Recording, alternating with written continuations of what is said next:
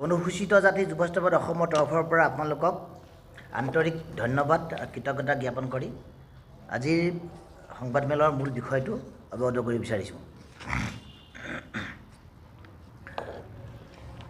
সন্মানীয় সাংবাদিক বন্ধুসকল, যোৱা পৰহি দিনা অসম চৰকাৰৰ বিত্তমন্ত্ৰী অজন্তা নেওগ ডাঙৰীয়ানীয়ে অসম বিধানসভাত 2026 আৰু 27 বৰ্ষৰ অসম চৰকাৰৰ অন্তৰ্বৰ্তীকালীন এবছৰীয়া বিত্তীয় বাজেট দাখিল কৰিছিলে।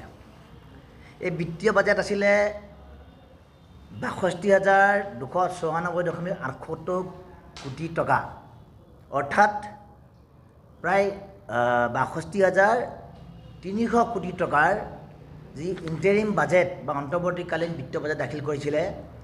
এই বাজেট দাখিলৰ পিছত আমি অনুসূচিত জাতি যুৱস্থাপন পৰিষদে এটা কথা অনুভৱ কৰিছোঁ যে এই বাজেটত অসমৰ অনুসূচিত জাতিৰ উন্নয়নৰ বাবে কল্যাণৰ বাবে কোনো ধৰণৰ বিশেষ আঁচনি বা পেকেজ নিৰ্ধাৰণ কৰা নহ'ল।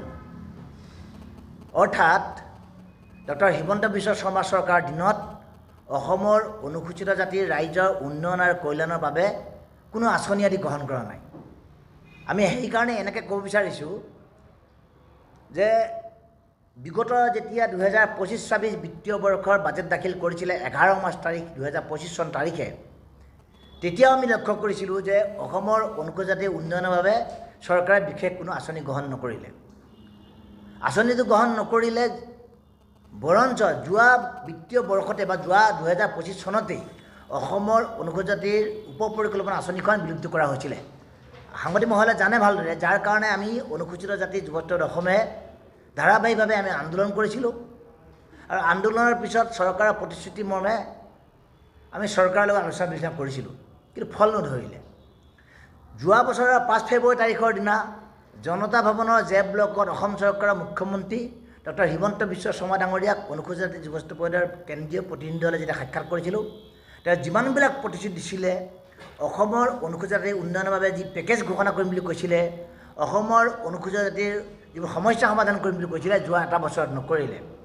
অনুৰূপ ধৰণে যোৱা পৰহি দিনা অজন্তা নেওগ ডাঙৰীয়ানে যি বিত্তীয় বাজেট দাখিল কৰিলে, ইয়াতো একেটাই প্ৰতিফলন হ'ল। অৰ্থাৎ ডক্টৰ হিমন্ত বিশ্ব শৰ্মা চৰকাৰৰ দিনত অসমৰ অনুসূচিত জাতিৰ ৰাইজ একেবাৰে সুৰক্ষিত নহয়, বৰঞ্চ অসমৰ লাখ লাখ অনুসূচিত জাতিৰ মানুহক ডক্টৰ হিমন্ত বিশ্ব শৰ্মা চৰকাৰৰ পৃষ্ঠপোষকতাত বঞ্চনা কৰিছে, প্ৰবঞ্চনা কৰিছে।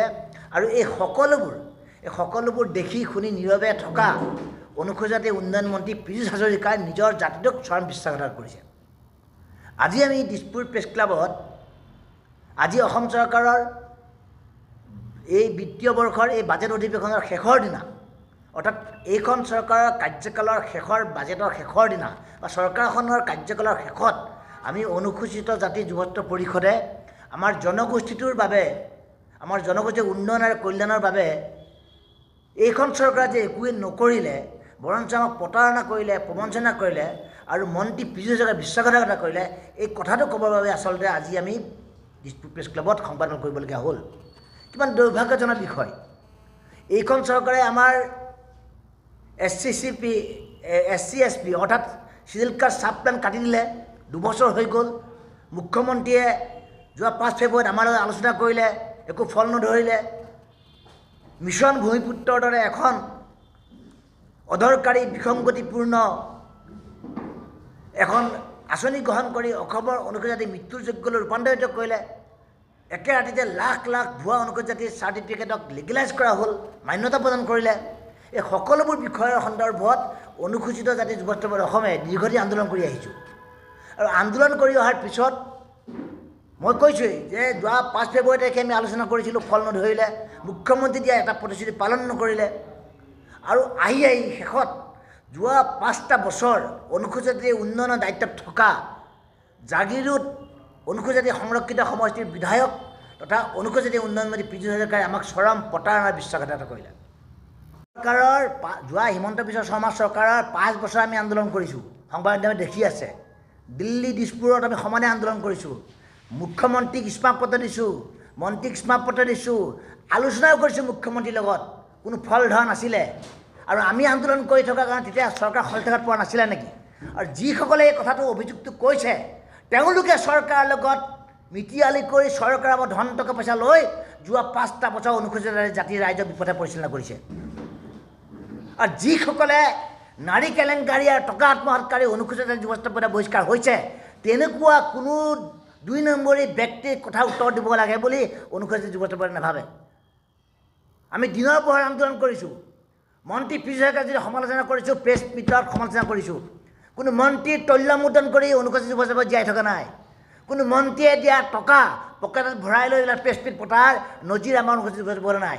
গতিকে সেইসকল যিসকল ব্যক্তিয়ে কৈছে তেওঁলোকে আচলতে চৰকাৰৰ লগত গোপনে মিতিয়ালি কৰি এতিয়া চৰকাৰখনৰ শেষৰ সময়ছোৱাত তেওঁলোকে বিভিন্ন ধৰণে বিসংগতিপূৰ্ণ কথা বতৰা কৈ অনুসূচিত জাতিৰ ৰাইজৰ বিপথে পৰিচালনা কৰিছে।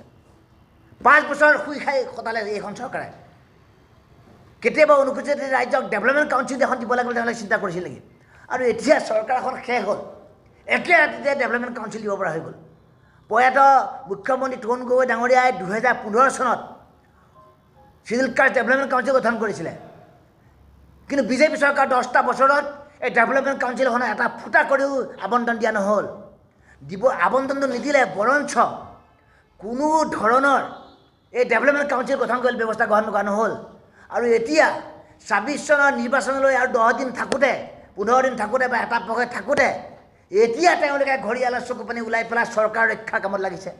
গতিকে মন্ত্ৰী পীযুষ হাজৰিকাৰ টকা পইচাৰে যিসকল সংগঠনে নিজকে জাহিৰ কৰি ফুৰিছে, প্ৰেছ মিট পাতিবলৈ, কাৰ্যসূচী কৰিবলৈ, জাতিটোৰ পক্ষত থিয় হ'বলৈ তেওঁলোকৰ কোনো নৈতিকতা নাই। কাৰণ তেওঁলোকে অনুসূচিত জাতি সমাজৰ লগত নাই। তেওঁলোকে পীযুষ হাজৰিকাৰ টকা পইচা লৈ তেওঁলোকে আন্দোলন কৰা সংগঠন, আৰু সেইবাবে তেওঁলোকে এতিয়া আন্দোলন কৰা পক্ষক সমালোচনা কৰিবলৈ সাহস কৰিছে। আৰু যিসকলে নাৰী কেলেংকাৰী কৰি, টকা পইচা কেলেংকাৰী আমাৰ সংগ্ৰাম বহিষ্কাৰ হৈছে বিগত সময়ত, যিসকলৰ আপোনাৰ নাম ক'লে নহয় তেওঁলোকৰ যে ইতিহাসখন খুচৰি দিওঁ তেওঁলোকে না বুলি আপোনাৰ অৱস্থা হৈ যাব। গতিকে এই কথাটোকে কৈছোঁ যে আমি আমাৰ সংগঠনৰ পৰা পূৰ্বতে বহিষ্কাৰ হোৱা ব্যক্তি উত্তৰ দিব নালাগে, কাৰণ তেওঁলোকে ৰাইজে চিনি পায় তেওঁলোকে কিমান আন্দোলন কৰিছিলে। জাতীয় সংগঠনৰ প্ৰকৃত চৰিত্ৰ কি হ'ব লাগে? জাতীয় সংগঠনৰ প্ৰকৃত চৰিত্ৰ হ'ব লাগে ৰাইজৰ পক্ষত চৰকাৰক জবাবদিহি কৰিবলৈ বহুত সাহস থাকিব লাগিব।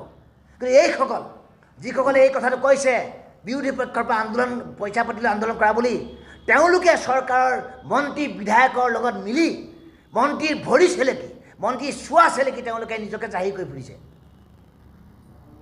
গতিকে তেওঁলোকৰ প্ৰশ্ন উত্তৰ দিবলৈ ইয়াৰ প্ৰয়োজন আছে বুলি আমি নাভাবোঁ।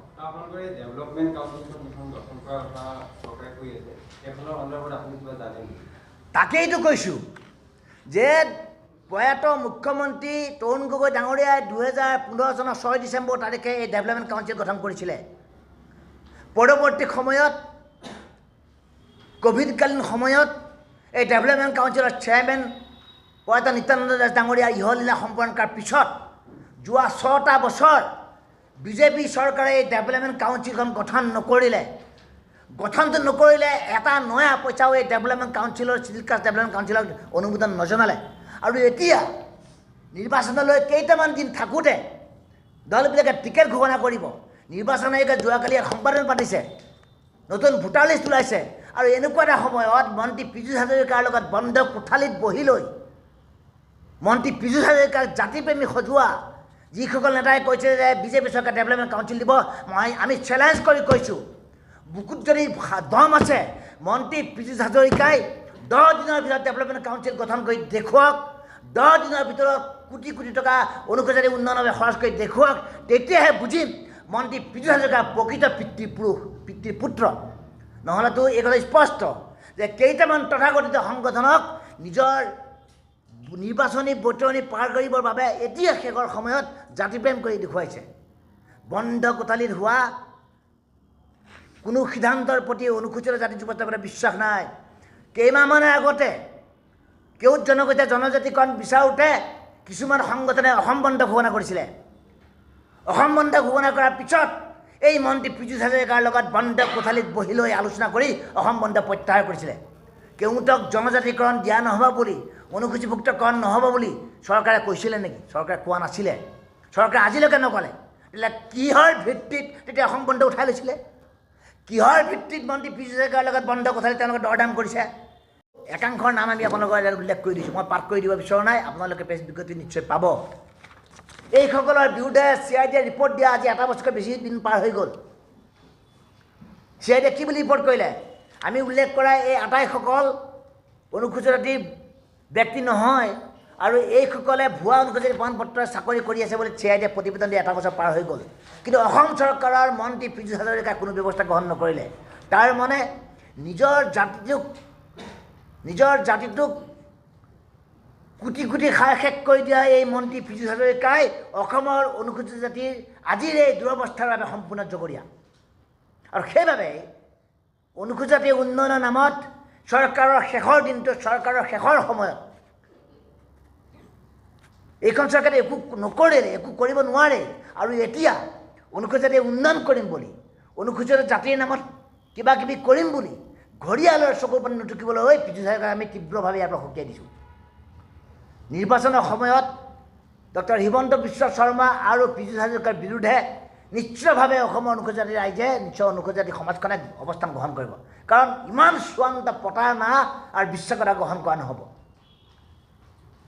5 বছৰ শুই বহি কটালে একো নকৰিলে এইজন মন্ত্ৰী পীযুষ হাজৰিকাই মুখ্যমন্ত্ৰীয়ে প্ৰতিশ্ৰুতি দিছিলে আমাক দিছিলে প্ৰতিশ্ৰুতি স্বয়ং তেখেতৰ জনতা ভৱনৰ জে ব্লকত দিছিলে আমাক প্ৰতিশ্ৰুতি দিছিলে কিন্তু আজিলৈকে একো নকৰিলে কিমানবাৰ আমি আন্দোলন কৰিছোঁ কিমান আমি স্মাৰক পত্ৰ দি হিচাপ নাই আৰু এতিয়া আজি চৰকাৰৰ বাজেট অধিৱেশনৰ শেষ 4 দিনীয়া বাজেট অধিৱেশনৰ চৰকাৰখনৰ কাৰ্যকালেই শেষ মুখ্যমন্ত্ৰীয়ে আকৌ নিৰ্বাচন খেলি জিকি আহিবৰ কাৰণে বিধায়কসকলক শুভেচ্ছা দিছে আৰু এনেকুৱা এটা সময়ত মন্ত্ৰী পীযুষ হাজৰিকাই নিজৰ ড্ৰয়িং ৰুমত মাতি আনি এচাম তৈলমৰ্দনকাৰী তুষামোদকাৰী মাতি আনি কৈছে যে অনুসূচিত জাতিৰ ৰাইজৰ বাবে বহুত কিবা কিবি এতিয়া আমি কৰি দিম কৰিবলৈ দম আছে নেকি পীযুষ হাজৰিকাৰ সাহস আছে নেকি তেওঁৰ সদিচ্ছা আছে নেকি তেওঁৰ আন্তৰিকতা আছে নেকি আমি সেই কথা সুধিব বিচাৰিছোঁ সদিচ্ছা বা সাহস থকা হ'লে নিজৰ জাতিটোক ভাল পোৱা হ'লে পীযুষ হাজৰিকাই যোৱা 5টা বছৰত অনুসূচিত জাতিৰ ৰাইজৰ সমস্যা সমাধান কৰিব পাৰিলেহেঁতেন নকৰিলে বৰঞ্চ অনুসূচিত জাতিৰ ৰাইজক ধ্বংসৰ গৰাহলৈ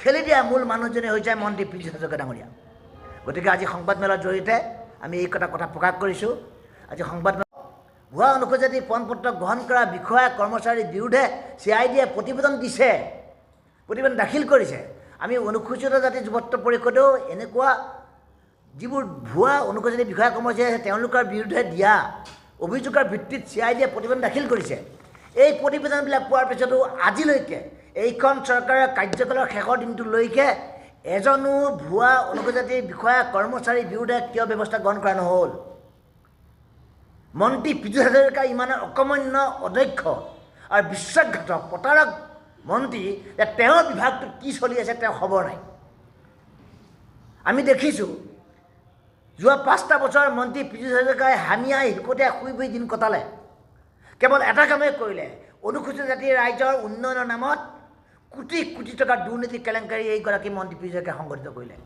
আপোনালোকে জানে কিছুদিন আগতে আমি অনুসূচিত জাতি যুৱত্ব পৰিষদে স্বয়ং দিছপুৰত থকা অনুসূচিত জাতি কল্যাণ সঞ্চালকালয়ৰ 120 কোটি টকাৰ দুৰ্নীতি কেলেংকাৰীৰ বিৰুদ্ধে আন্দোলন কৰিছোঁ 120 কোটি টকাৰ দুৰ্নীতি কেলেংকাৰীৰ তদন্ত বিচাৰি আমি মুখ্যমন্ত্ৰীৰ ভিজিলেন্স চেলত গোচৰ দিছোঁ সংবাদমেল পাতিছোঁ কিন্তু ক'তা মুখ্যমন্ত্ৰী ডাঙৰীয়াই আজিলৈকে কোনো ব্যৱস্থা গ্ৰহণ নকৰিলে অৰ্থাৎ মন্ত্ৰী পীযুষ হাজৰিকাৰ নেতৃত্বত 120 কোটি টকাৰ দুৰ্নীতি কেলেংকাৰী সংগঠিত হোৱাৰ বাবে মন্ত্ৰীগৰাকী প্ৰত্যক্ষভাৱে জড়িত থকাৰ বাবে মুখ্যমন্ত্ৰীয়ে তদন্ত কৰিবলৈ সাহস নকৰিলে বুলি আজি এই প্ৰেছ মিটত ঘোষণা কৰিছোঁ অৰ্থাৎ ডক্টৰ হিমন্ত বিশ্ব শৰ্মা আৰু মন্ত্ৰী পীযুষ হাজৰিকাই অনুসূচিত জাতিৰ নামত কোটি কোটি টকাৰ দুৰ্নীতি কেলেংকাৰী সংগঠিত কৰি তেওঁলোকে তাৰ কমিশ্যনৰ ভাগ সংগ্ৰহ কৰিলে কেৱল ঠিকাদাৰ বিষয়াৰ ওপৰতে দুখ জাপি দিলে নহ'ব মন্ত্ৰী পীযুষ হাজৰিকা আৰু মুখ্যমন্ত্ৰী ডক্টৰ হিমন্ত বিশ্ব শৰ্মা অনুসূচিত জাতিৰ ৰাইজৰ হিতাধিকাৰীক সামগ্ৰী দিয়াৰ যি 120 কোটি টকা দুৰ্নীতি কেলেংকাৰী তাত প্ৰত্যক্ষভাৱে জড়িত আছে নহ'লে কিয় তদন্ত নহ'ল কিয় CM ভিজিলেন্সে যোৱা 1 বছৰতকৈ অধিক দিন হাত খাপতি বহি থাকিলে কোনো ধৰণৰ উন্নয়ন নকৰিলে ভুৱা অনুসূচিত জাতি কৰ্মচাৰী বিষয়াৰ বিৰুদ্ধে ব্যৱস্থা গ্ৰহণ নকৰিলে দুৰ্নীতি কেলেংকাৰী সংঘটিত কৰিলে ইমানৰ পিছত কি কাৰণে ডক্টৰ হিমন্ত বিশ্ব চৰকাৰক আমি বাহবা দিব লাগে কি কাৰণে এই শৰ্মা চৰকাৰক আমি সৰাই দিব লাগে কি কাৰণে পি হাজৰিকাক আমি নিজৰ জনগোষ্ঠীৰ সম্পদ বুলি ক'ব লাগে বৰঞ্চ ইতিহাসৰ বাবে মন্ত্ৰী পি হাজৰিকা অকমান্য অধ্যক্ষ আৰু জাতিটোক প্ৰতাৰণা কৰা বিশ্বাসঘাতক মন্ত্ৰীৰূপে পৰিগণিত হৈ থাকিব সন্মানীয় সাংবাদিক বন্ধুসকল আমি সংবাদমেলৰ জৰিয়তে দেখিছোঁ আমি সংবাদ মাধ্যমত দেখিছোঁ আজি কেইটামান দিনৰ